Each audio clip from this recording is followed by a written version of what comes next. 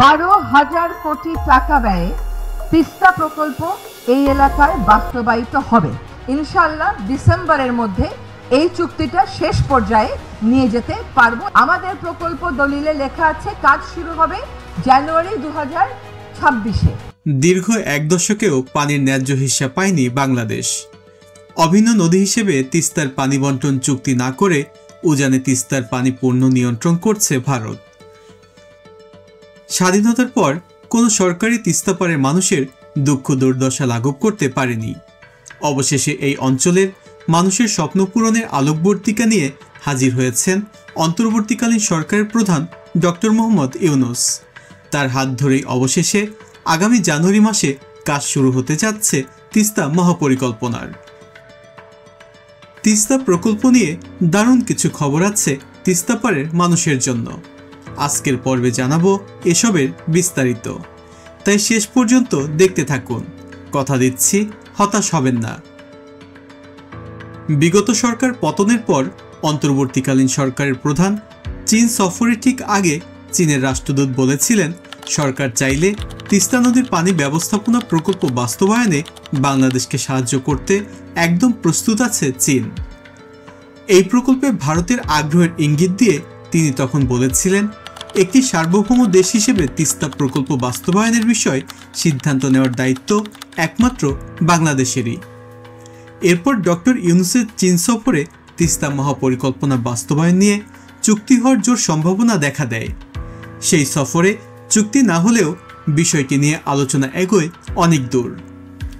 তখন বাংলাদেশের মানুষ বুক ভরা প্রত্যাশা করে ডক্টর মোহাম্মদ ইউনূসের হাত ধরেই হয়তো বাস্তবায়ন হবে তিস্তা মহাপরিকল্পনা। তিস্তা নদী ভারতের সিকিম থেকে শুরু হয়ে পশ্চিমবঙ্গ হয়ে বাংলাদেশে প্রবেশ করেছে, যা দেশের লালমনিরহাট, নীলফামারী, রংপুর, গাইবান্ধা জেলা দিয়ে প্রায় 125 কিলোমিটার জুড়ে ছুটে চলেছে। এই অঞ্চল দেশের সবচেয়ে দরিদ্র এলাকাগুলোর মধ্যে একটি। বর্ষাকালে এই নদী ভয়ঙ্কর রূপ নেয়, ভাঙে বাড়িঘর, কিন্তু শীতকাল এলেই নদীটা এমনভাবে শুকিয়ে যায় যেন মরুভূমি। পানির অভাবে ভূগর্ভস্থ পানির উপর নির্ভরতা বেড়েছে, ফলে পানির স্তর নেমেছে অনেক নিচে। মাটিতে জমেছে ভারী ধাতু, ফলন কমেছে, জমি হারাচ্ছে উর্বরতা। এটা যে শুধু কৃষির ক্ষতি তা কিন্তু নয়, জীববৈচিত্র্যের উপর বিশাল এক আঘাত। এক ভয়ানক চক্র তৈরি হয়েছে, যেখানে দুর্যোগের পর দুর্যোগ, দুর্ভোগের পর দুর্ভোগ। এই বাস্তবতা থেকে বের হতেই তৈরি হয়েছে তিস্তা মহাপরিকল্পনা। বাংলাদেশ পানি উন্নয়ন বোর্ড এবং চীনের পাওয়ার কনস্ট্রাকশন কর্পোরেশন অব চায়না বা পাওয়ার চায়নার মধ্যে 2016 সালের 28 সেপ্টেম্বর একটি সমঝোতা স্মারক স্বাক্ষরিত হয়েছিল। মহাপরিকল্পনায় পূর্ব চীনের জিয়াংশু প্রদেশের সুকিয়ান সিটির আদলে তিস্তার দুই পারে পরিকল্পিত স্যাটেলাইট শহর গড়ে তোলার প্রাথমিক প্রস্তাব করা হয় সেখানে। সরকার চীনের সেই প্রস্তাবনার আলোকেই তিস্তা মহাপরিকল্পনা বাস্তবায়নের কথা বলেছিল। তবে এই চুক্তি স্বাক্ষর হলেও পরে সেই পরিকল্পনা নিয়ে কাজ আর বেশি দূর এগোয়নি। চীন তিস্তা মহাপরিকল্পনা বাস্তবায়নে অর্থায়ন করতে এখনও মুখিয়ে আছে। এই প্রকল্পে ব্যাপক আগ্রহ চীনের থাকলেও ভারত চেয়েছিল এটি যেন ভারতকেই দেয়া হয়। আর এ কারণে বিগত সরকার এই দুটি দেশের কাউকেই অখুশি করতে না পেরে প্রকল্পটি ঝুলিয়ে দেয়।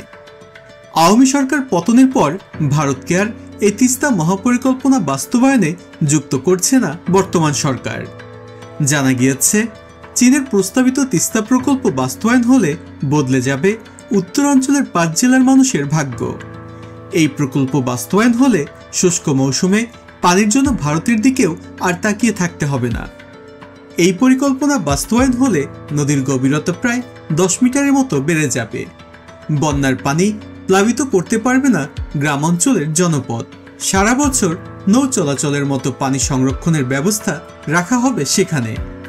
এই মহাপরিকল্পনায় আরও আছে 108 কিলোমিটার নদী খনন, দুপারে 173 কিলোমিটার তীর রক্ষা, চর খনন, নদীর দুই ধারে স্যাটেলাইট শহর নির্মাণ, বালু সরিয়ে কৃষিজমি উদ্ধার, 1,13,000 কোটি টাকার সম্পদ রক্ষা এবং প্রতি বছরে 20,000 কোটি টাকার ফসল উৎপাদন, নৌবন্দর এবং আইন শৃঙ্খলা রক্ষায় দুই পারে থানা, কোস্টগার্ড এবং সেনাবাহিনীর জন্য ক্যাম্পের ব্যবস্থার প্রস্তাবও রাখা হয়েছে এই প্রকল্পে।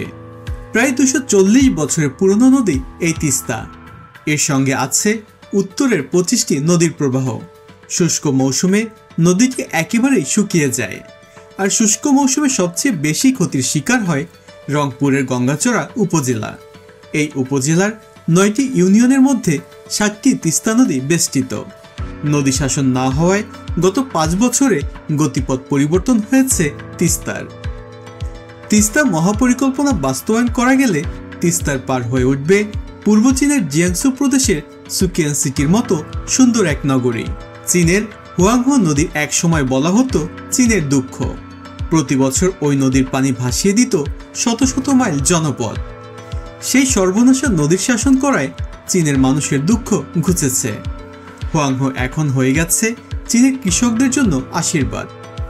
হুয়াংহোর মতোই এখন বাংলাদেশের রংপুর অঞ্চলের পাগলা নদী খ্যাত তিস্তা ড্রেজিং করে কোটি মানুষের দুঃখ ঘোচানো সম্ভব বলে মনে করছেন বিশেষজ্ঞরা।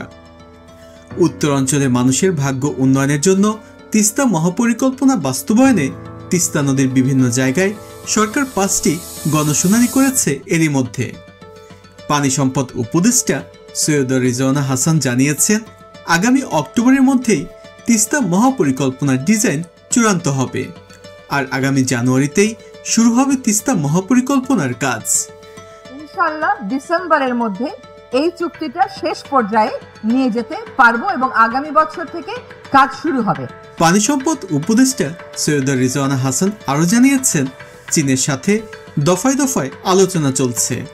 এই পরিকল্পনা বাস্তবায়নে কি পরিমাণ অর্থ লাগবে সেগুলো নিয়ে দুই দেশের মধ্যে দর কষাকষি হবে। এরপর তিস্তা মহাপরিকল্পনা বাস্তবায়নের কাজ শুরু হবে 2026-এর জানুয়ারি থেকেই। প্রিয় দর্শক, তিস্তা নিয়ে বাংলাদেশের লড়াই দীর্ঘদিনের। হয়তো ডক্টর ইউনূসের হাত ধরেই আসতে পারে ন্যায্য হিস্সার সাফল্য, কিংবা মহাপরিকল্পনা বাস্তবায়নের মধ্য দিয়ে স্বপ্ন পূরণ হতে পারে উত্তরাঞ্চলের গণমানুষের। আজ এ পর্যন্তই। ভিডিওটি ভালো লাগলে শেয়ার করুন বন্ধুদের সাথে। সেই সাথে যারা নিয়মিত ভিডিও দেখেন কিন্তু এখনও চ্যানেলটি সাবস্ক্রাইব করেননি, তারা সাবস্ক্রাইব করে আমাদের সাথেই থাকুন। আজকের মতো আমি রুবেল বিদায় নিচ্ছি। আল্লাহ হাফেজ।